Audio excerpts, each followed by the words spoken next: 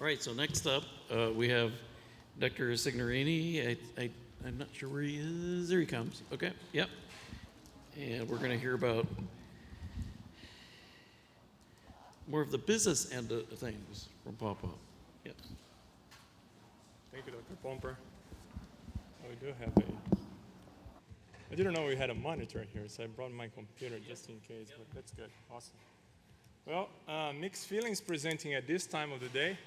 Good thing is that we have a wealth of knowledge that I can build on. I was being a diligent student and taking my notes. So I will try to connect to the best of my ability what I have here and what we've learned this far in today's conference.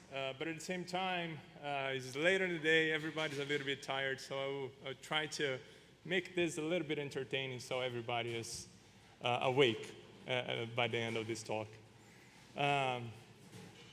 Good afternoon. For those of you who don't know me, I'm Guil Signorini with Ohio State University. I'm an assistant professor at Ohio State since 2020.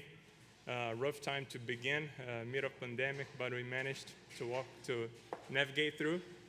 I'm an applied economist, so I'm not a horticulturalist, a plant physiologist per se. I'm in an agribusiness field. My work blends agribusiness management and value chain management. So as we will see here, we will be talking a lot about value chain development, what it takes for us to develop an effective pawpaw value chain moving forward, all right? What I brought here, trying to make the best use of the time possible, is a summary of what we've been doing the last 5 years, or maybe three to 5 years. Title of today's presentation, where's the clicker?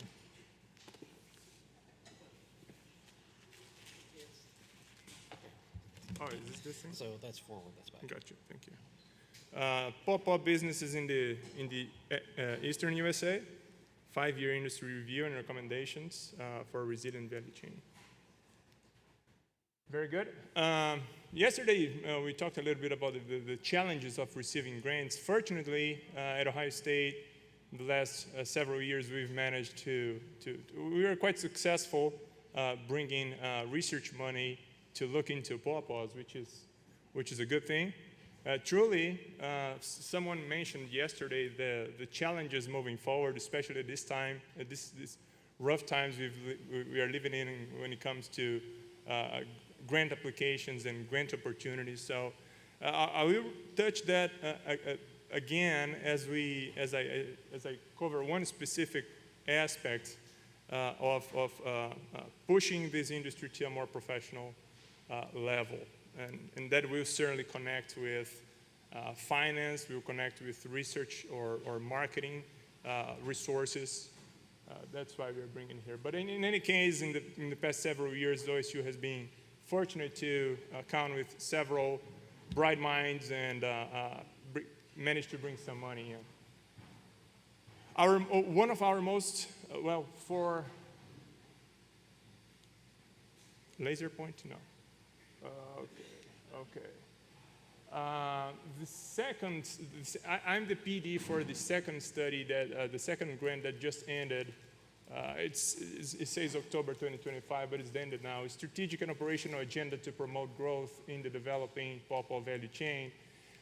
One of multiple results coming from that grant is this material that is out there, published, available for everyone, free of charge, is open access. This QR code leads you to the publication. If you want to scan it, feel free. If you don't, that's fine too. You email me later on. I will forward the paper to you. But basically what this paper did, we conducted a mixed method research approach where we blended surveys and interviews with several of you. So I see several familiar faces in the audience that we conducted interviews and surveys with. If I recall correctly, 240 survey responses and about 42 interviews.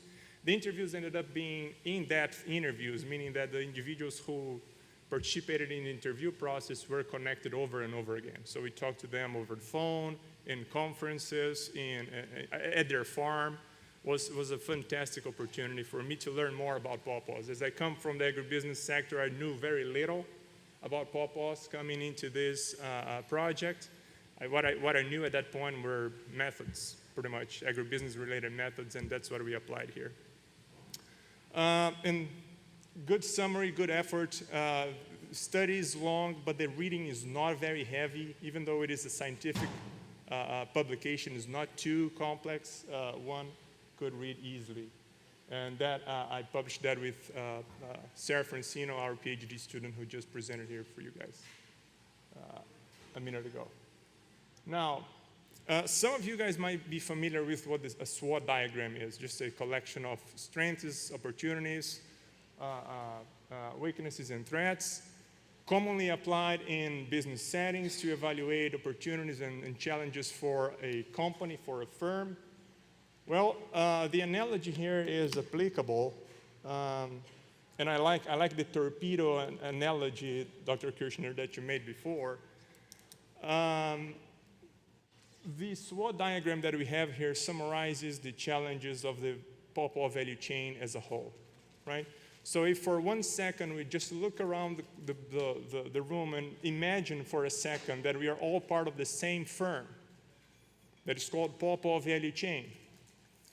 If a given department fails, most likely all of us will fail, right? So the quality and the effort put in place by the nurseries certainly depends on the quality that the breeders put on. Well, the producers will depend on high quality materials coming from the nurseries and so on and so forth, right? So it's a chain of events. If a given department fails, we all fail, right? So the torpedo analogy applies quite nicely here. If we get bombed, we all fail, we all sink, right? So the intention here in this slide is just to demonstrate, well, another quote that we usually tell value chain management students is that there is no chain that is stronger than its weakest link, right? So we ought to work throughout the chain, find out where the pain points are, and try to overcome these pain points by offering improvements or creating opportunities for these departments to flourish, to do better, to improve our practices overall, right? What the SWOT diagram here does is just a summary of what we've learned in the surveys, through the interviews over the last several years. Just to skim through this list, interesting aspect of this group here, we have an active representation coming from the association. We have plenty of friendship and camaraderie, which is not frequent. So in several other industries, you see much more of a competition environment or behavior around creating the kind of more competitive environment. Is not our case here, which is a good thing. That is the strength of our value chain. The fruit itself is marvelous. We all know the unique flavors that it can offer. Other attributes of the intrinsic and extrinsic attributes of the fruit align with consumers' perceptions of value. Locally grown, coming from family-owned enterprises, low environmental impact, all of that are attributes that resemble, that connect quite nicely with the emerging values in consumers' values, okay? Now, weaknesses side, well, limited harvest window, we know that quite a bit. Short shelf life, we've discussed that a little bit today. Parties' understanding of best cultural practices. We've talked a lot about cultural practices here today, but there isn't a clear path. We seem to be struggling a little bit with a very clear direction of what is good, what is bad, what it takes, what are the costs, what are the pros and cons and returns. Small-scale farms spread across multiple locations, which creates a little bit of a challenge if we need to coordinate activities, come together for processing, for example. The location, the spread, the geographical spread can be looked as a weakness for us from this angle. Absence of fruit standards and grades, that can also be looked as a weakness. Several other fruit have grades and standards in place, which facilitates communications with consumers. Well, nothing prevents us from taking that step and be proposeful, right? So we don't need to wait until USDA come knock our door and say, hey, here's the grade or standards that you should follow. No, this is a type of initiative that can emerge from this group, right? Absence of certification. Certifications here, I'm not necessarily talking about organic certifications. I'm talking about food safety certifications, food quality certifications that we don't quite have in place yet. Now, looking from the positive angle, opportunities, Pawpaw fruit and products appreciated by consumers. We have a few other publications, not bringing them today here, but that highlight that aspect. Consumers do like in general. There is a market out there, a growing market out there for Pawpaw products. The growing audience in the Pawpaw Festival can be used as a very simple evidence, a very simple example demonstrating that there is a growing interest for Pawpaw fruit and value-added products. Growing willingness to buy among existing consumers. We also delivered that result a few years ago, also documented in other articles that we prepared. Expansion into formal markets, that's an opportunity that we can explore more. Currently we don't. Most of our sales take place at a farm, at farmers markets. If not that, it goes through breweries. We know why. Fermentation usually has a much lower food regulatory environment, not as demanding as many as other food types. So expansion into other markets is a good thing. And diversify product portfolio for year-round availability. Also another interesting thing, we know how short our production is. So if we have shelf-stable, value-added products that are available to consumers more frequently throughout the year, it might not taste as good as the fresh pawpaws we know, but it still gives people an opportunity to try and connect with the fruit, connect with our industry. Threats, zero crop protection products registered for the crop. We know that we've been flirting with alternative controls, but chemicals, when things go south and you need antibiotics, right? So when you need chemicals, you need chemicals. So it's important to have them there as a resource, and unfortunately we don't have as many today to work with or to control heavy infestations, for example. Hesitation and skepticism, especially among manufacturers and retailers toward quality of fresh fruit and fruit extracts, a little bit related to food safety and food and health concerns, okay? Exposure to health-threatening occurrences. We know that if we don't have the best agricultural practices in place, certain practices that we may inadvertently do at the farm can create these threatening occurrences, again, that could potentially be interpreted as a torpedo hitting us all very hard.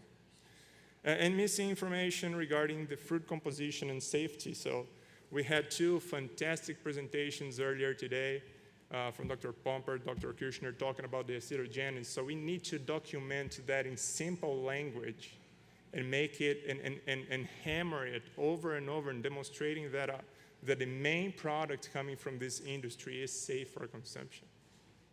Or at least it is, to the best of our ability, it is nothing demonstrate that is unhealthy. Nothing does, right? So a quick summary that we've learned through the interviews, through the survey responses, leading to what we propose to be 4 macro strategies to grow our industry. Approximately 22 actionable projects organized under 4 macro strategies. And I don't need to go over the list. They all connect to several things that we talked about here in this conference. To mention a few, expand market access, diversify product offerings. We've learned a lot from our international, from our European friends, some of these interesting products that can be derived from pawpaws. diversify market channels, okay? Access to processing facilities, and not only access to the physical facilities, but facilities that meet food standards. So the products that we process through these facilities can be sold to a wider channels, or well-established retail channels, restaurants, to food service in general, right? An interesting, in the break, I was talking to Bill Nash with this interesting relationship through Michigan State University, offering a quite interesting support to small-scale producers like us. So more of that initiative could spread out through other states, including Ohio. I don't think Ohio State has that sort of capability today, but it's something to work. It's a little bit on my homework list here to see what is possible, developing that type of support back home. What else? So here are a few of these actionable projects that we propose, all listed in that scientific manuscript that I mentioned before. And what we are doing now, we are translating, trying to put in even simpler language, even though the scientific publication is not too heavy, but we are translating into even simpler language to the general audience, creating fact sheets derived from those, from the publications we have.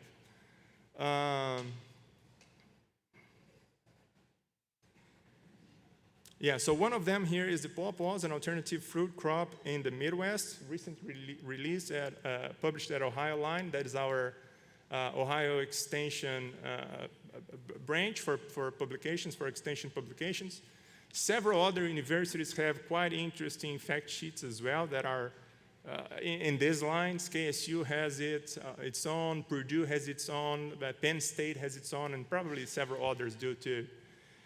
So we are translating the research results into fact sheets as of now. Another thing that I want to highlight, we have two other fact sheets on the pipeline. I was pushing very hard to have them ready before this meeting, but it didn't happen. So it will come out in the next month or so. First one, growth strategies for the Eastern U.S. Pawpaw value chains. Again, a summary of what we have in that paper. And a third one, feasibility assessment for, sorry for the typo there, for commercial pawpaw operations, okay? Before I jump, so what I have next here, I wanna share with you firsthand the feasibility assessment tool. So we all have access to it, we can play with it. It is an interactive tool where we can plug our own numbers and make computations. That is particularly useful for new or individuals who are planning to establish their new orchards. But it's also an interesting tool for those who already have them to check the economic feasibility of making alternative or additional investments, kind of brownfield investments. Well, I'm thinking about buying this new atomizer with an agitator because I want to spray the surround, right? That is a surround product. Well, because it's clay made, it needs agitation. So, okay, well, if I need an atomizer, what does it cost? What is the impact in my revenue line and so on? So that tool will be useful for that. But before we go in that direction, there is one point I want to make that I forgot making, so I will come back here for a second. It sounds a lot, okay? So there are several things that the industry would need to accomplish, and when we look through the list, it looks almost impossible. Say, well, it takes money, it takes time, it takes people, it is difficult to do. In the current environment, in the current grant environment, that might sound even more complicated than already is. Well, what I want to invite you all to think is one important point here. We all face cost constraints, okay? In any industry, in our homes, we all face cost constraints, but there are alternatives for us to be innovative about that. So two examples I want to bring to you guys. Probably you know the soybean industry, well established around several states, including Ohio, including Kentucky. it has a mandatory checkoff program, right? So in Ohio, or same thing here in Kentucky, 0.5% of sales. If I sell one bag of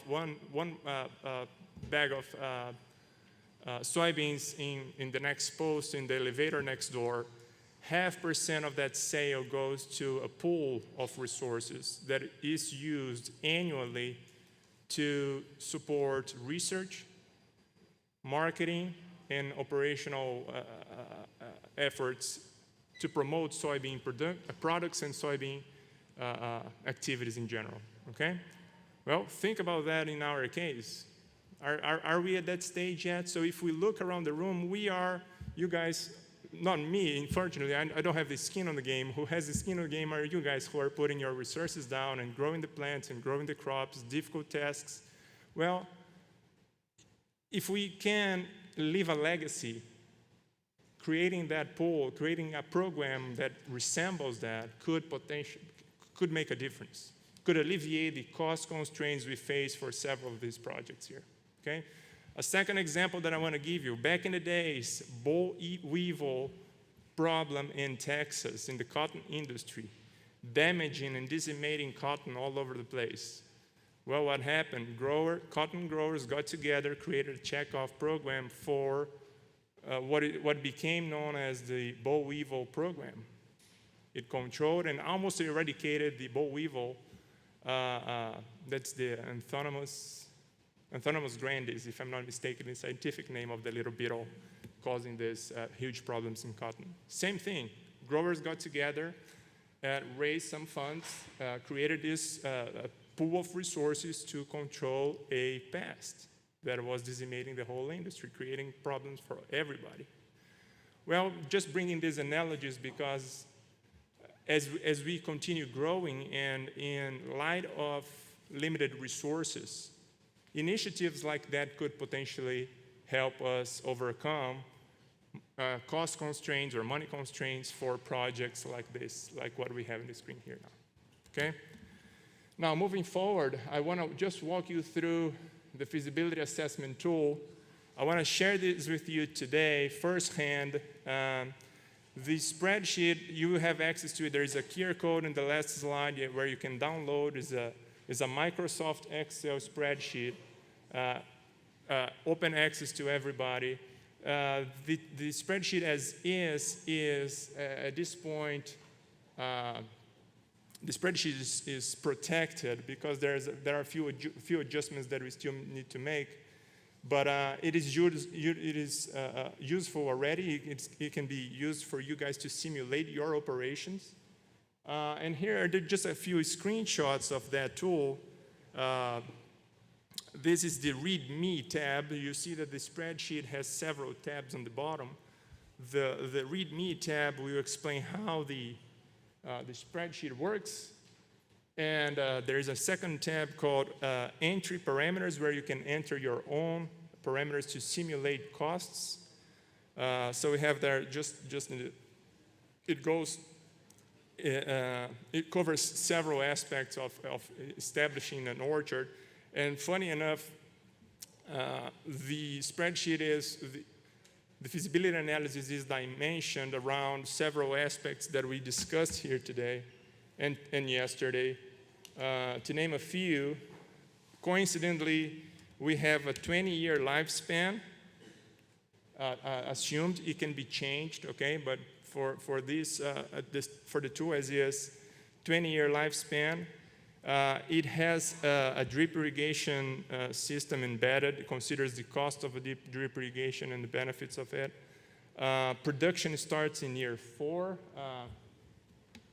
Year 5 actually, with half of a potential production, and it organizes the costs in the usual budget format, right? So you have the revenues, you have the operation costs, you fixed costs, and then you have the net revenue.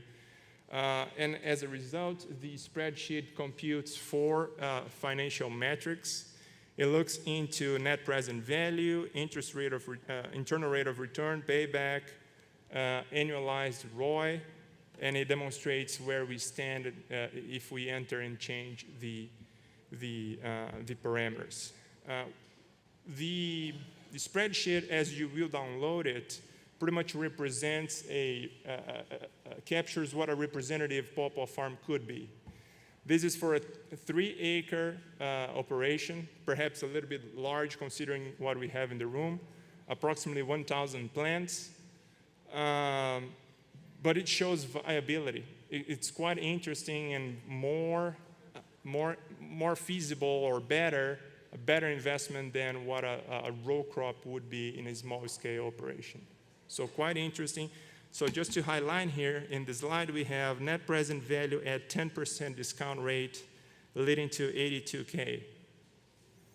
And if we go back to the previous slide, we will see that based on the assumptions that we have for the current version of the spreadsheet, we are talking about approximately 51K net return per year, okay? Leading to approximately 24 annualized ROI 24%. So not too shabby for us. It's kind of a good business if done properly, if done with the proper professional steps that we've discussed here today and so on. The assumptions are not too off. The spacing is appropriate. The amount of production used in the present version of the spreadsheet, it considered 15 pounds per plant and $4 per pound sold. Okay, so 2 very conservative values considering what we've discussed.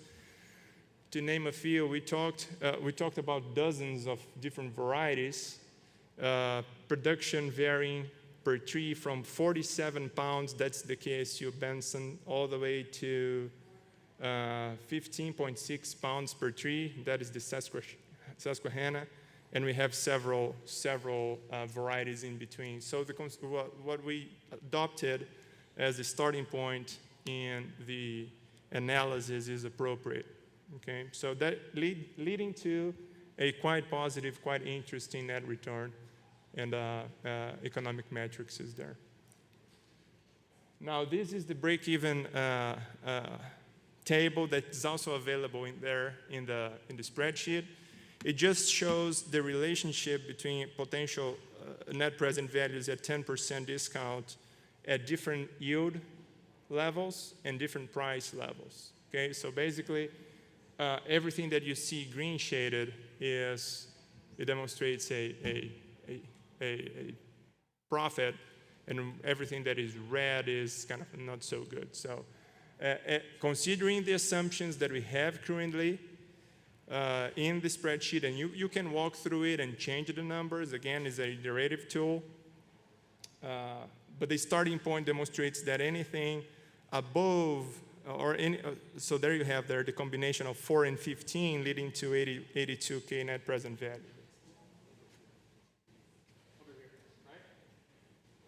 And any variation in yield or price will lead to positive or negative results there, okay? So making good use of my time, with that I adjourn. That QR code leads to the spreadsheet and also to the slides used in this presentation. If you want to download, feel free. If it doesn't work, email me, please. My email address is over here. Please take a note. I'm always open to chat and interact. Thank you.